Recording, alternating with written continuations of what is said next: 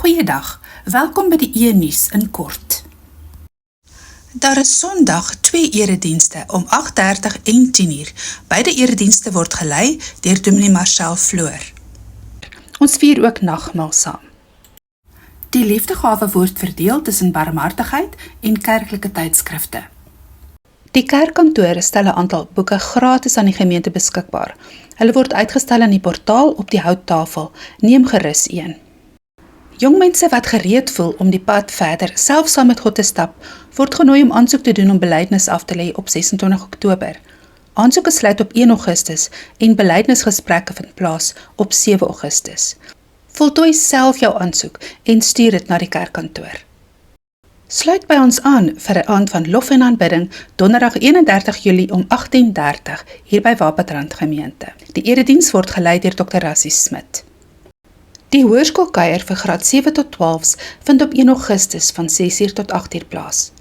Kom gesels, kuier, speel en eet saam. Laat weet vir Errol teen 29 Julie of jy kan bywoon. Het jy al kaartjies vir die Elvis Blue vertoning van 15 Augustus gekoop? Kaartjies is tussen die eredienste in die saal beskikbaar. Onthou ook om hier jou kaartjie vir worsbroodjies te koop. Met die aand van die vertoning sal kaartjies ook by die deur beskikbaar wees, maar worsbroodjies moet vooraf bestel word.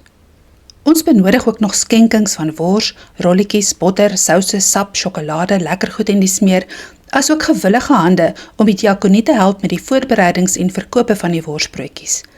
Gesels gerus met Helena by die kerkkantoor, indien jy kan help of 'n donasie wil maak.